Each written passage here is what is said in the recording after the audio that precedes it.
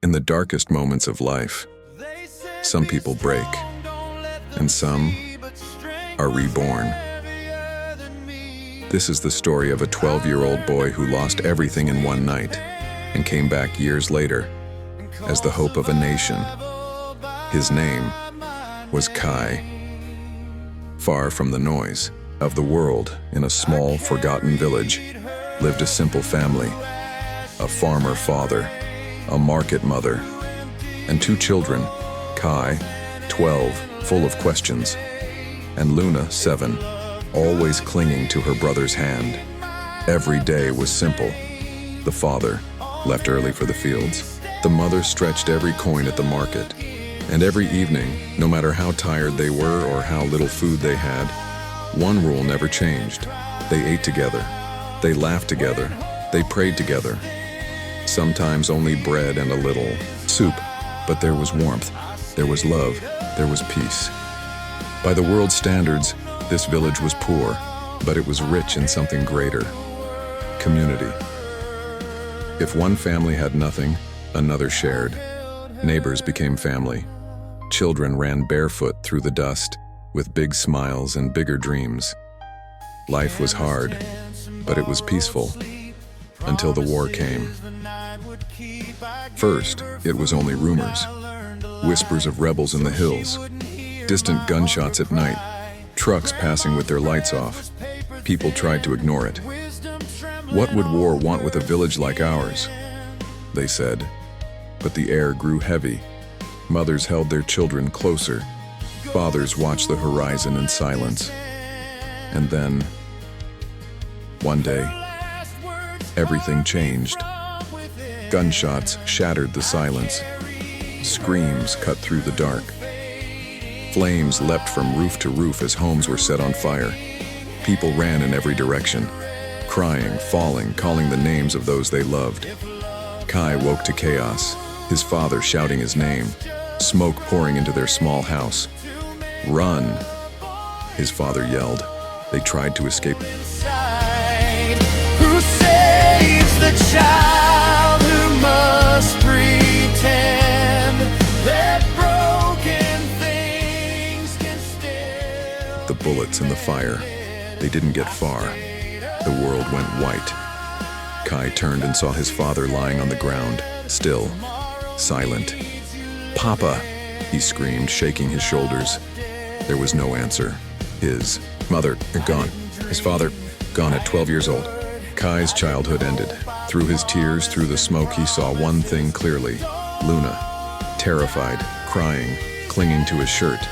He couldn't save his parents, but he could save her. With trembling hands, he lifted his little sister onto his back. Bullets still echoed in the distance. The village behind them burned like a nightmare. He didn't know where he was going. He had no map, no plan. He only knew one thing: they had to survive. So he ran. Through the bush, where branches scratched his skin. Through darkness, where every sound felt like danger. Over rough ground, barefoot, carrying the only family he had left. Hour after hour, step after painful step. By morning, they were far from the village. They stood in a vast, empty land. No houses, no trees, no people, just dry earth, a burning sky, and two exhausted children. The sun beat down on them. Their lips cracked from thirst. Their stomachs ached with hunger. They walked and walked, until Kai saw something in the distance, an old bag, half buried in dust. He picked it up with shaking hands and opened it. Inside, half a loaf of bread, a small bottle of water. For most people, it was almost nothing. For them, it was life. Kai didn't hesitate. He placed the bread in Luna's hands. Her eyes lit up as she took small, careful bites, trying to make it last. Kai watched her eat. Every bite she took felt like a knife in his chest. Not from jealousy, but from love. He drank only a little water, saving the rest for her. His legs grew weak. His vision blurred. The world began to sway. Then, everything went dark. Kai collapsed. Luna screamed his name, shaking him like he had once shaken their father. 2 children, alone, in the middle of nowhere. But far away, a rescue team was searching for survivors. From a distance they saw them. 2 small bodies on a vast empty land. They rushed over, lifted the children, carried them to safety. When Kai opened his eyes, he was in a truck surrounded by strangers. Dust in the air, voices everywhere. He turned his head. Luna was there, breathing, alive. For the first time since that night, he felt something he thought was gone forever. Hope. They were taken to a refugee camp, crowded, noisy, tents packed tightly together, people lined up for food and water. Children cried. Everyone carried a story of loss. Life in the camp was hard. When it rained, the ground turned to mud, tents leaked, food was never enough. And yet in that place of sorrow, another miracle waited. They found their grandmother, old, weak, but alive. They ran into her arms. She held them close, as if she could protect them from everything they had already survived. At night, when the camp grew quiet, Kai lay awake. He heard his father's laugh in his mind. He heard his mother's voice, and one sentence returned again and again. Education is the only road that can take you far from poverty. Her words became his compass. Then, one cold morning, their grandmother did not wake up. Once again, they were alone. But this time, Kai did not break. Who saves the child who can cry out when hope is thin and fear is loud? I stayed alive,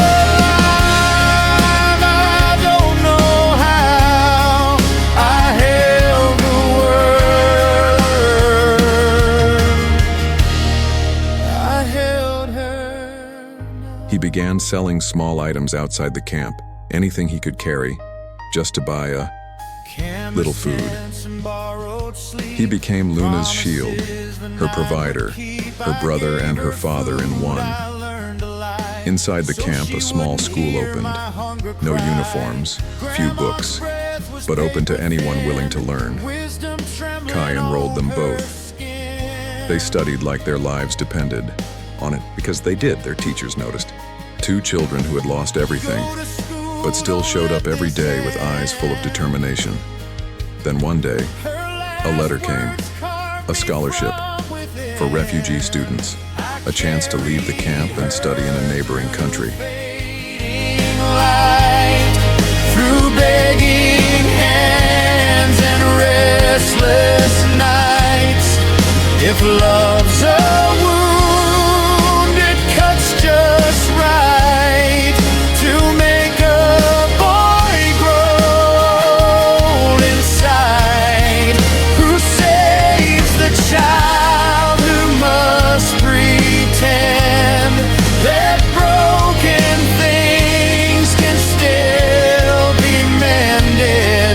I stayed alive because she said tomorrow needs you living, not dead. I didn't dream, I endured, I didn't hope, I promised, and promises don't die easy. Years passed. Kai and Luna grew stronger, wiser, more focused. Another scholarship came, this time to North America. Kai studied law to fight for justice. Luna studied medicine to heal. They worked tirelessly, long nights, tough exams, many tears. But they kept going. Kai earned a PhD. Luna became a doctor. They had safety, comfort, success.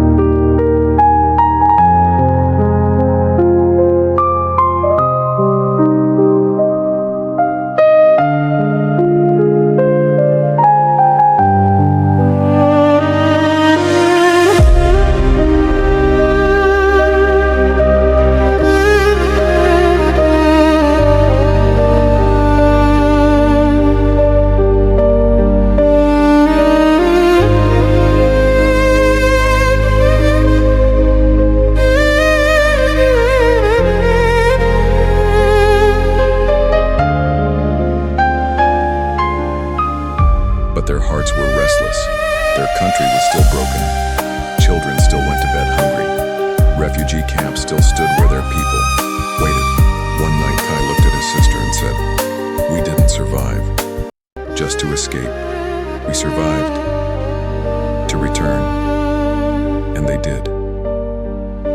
They went back to the land of their pain, not as victims, but as hope. People welcomed them with tears and songs. They had heard the story of the boy who once ran through fire with his sister on his back.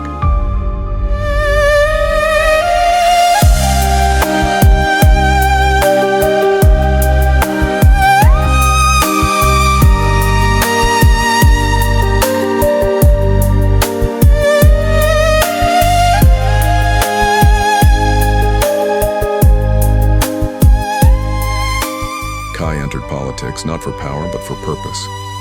He spoke of reconciliation, rebuilding, and restoring dignity. Against all odds, he became president.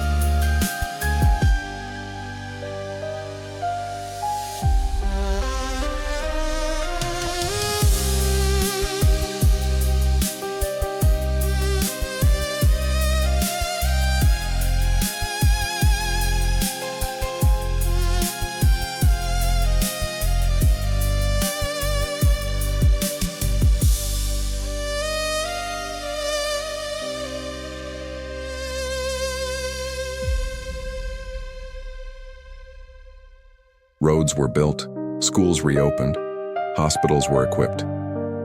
Refugee camps began to empty as people finally went home. Luna built hospitals and trained young doctors, treating the poor and holding the hands of children who reminded her of herself. Years later, after his term ended, Kai returned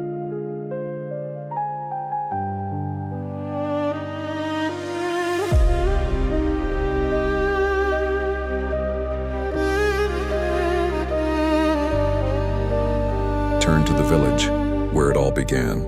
New homes stood where ashes had once been. Children laughed in streets that were no longer filled with fear. He walked with Luna to a quiet place under a tree. Two simple graves. Their parents. Kai knelt. Luna stood beside him. For a long moment, there were no words. Only wind, memory, gratitude. Finally, he whispered, "We made it, but we never forgot." From ashes to hope. And maybe your story isn't over yet either. If you're walking through your own fire, hold on. Because sometimes, the very thing that tried to destroy you is what God uses to build you into someone this world desperately needs.